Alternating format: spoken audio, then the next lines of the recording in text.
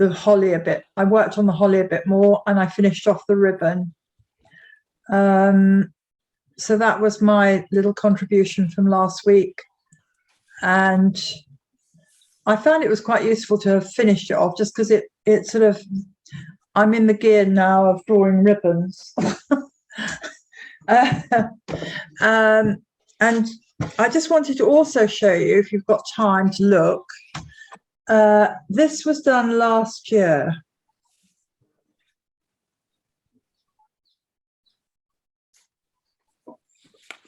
Oh, yes. And Lovely. yeah.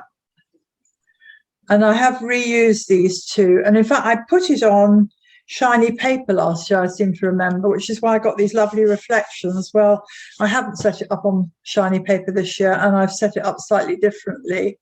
And I think, well, Barry's comment was that there was too much space here, and possibly I should have had a shorter candle. And anyway, never mind. We've made it into a card, and we put text in this part of the image.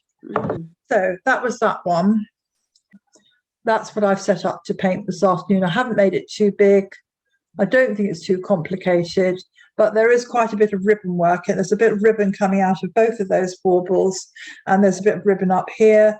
And if you don't want to do a Christmas theme thing and you've done something else that you really find attractive, that's fine too. I think it's more important that you choose something that you find pleasing rather than feeling you've got to do what I suggest. Okay, this should be an opportunity for us all just to finish the term with something that we're going to really enjoy painting. Now, the other thing, what I was just saying to Chris was, at the moment, I've drawn these shapes and I haven't indicated the surface.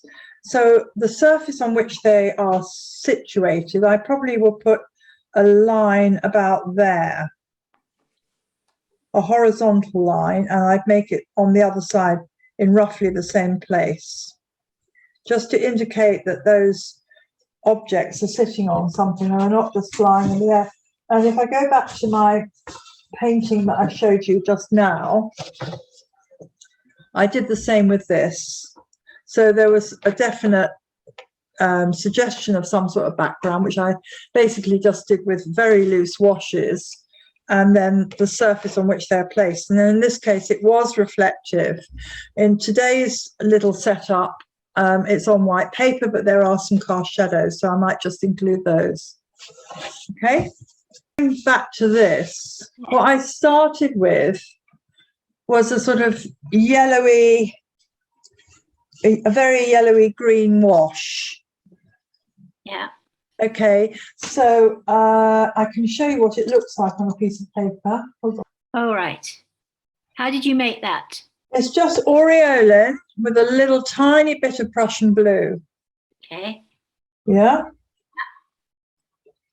Now, I'll say this before I go any further. What is very, I think, important. I would dampen the surface of your holly shapes, then put the yellowy green on, and then before it dries, get a little piece of either kitchen towel or your sponge and lift a little patch off.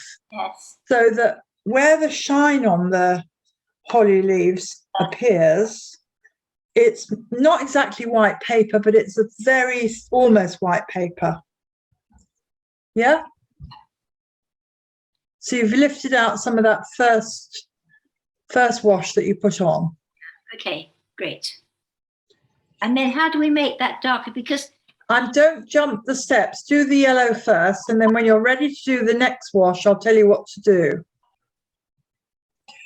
I think what's just going back to this, and when I think about ribbon and drawing ribbon, it requires that you think about, and even the leaves themselves, it requires that you think about tone and how you use tone when you're using colour. And when we get to, for those of you that are doing ribbon, when we get to it, and I'll start with my ribbon, one of the things that I did when I was painting this was to use two brushes together. And I perhaps show you that. And I think the other interesting thing, which I will say again, because it came up last week, that this dark green, and I don't know whether you found that as well in your painting, Yvonne, where I actually literally put blue over the green and it made it go dark green. Well, So it was a glazing, Yes. yeah, a glazing technique, not mixing another colour, but literally putting a blue over a green will give you a darker green.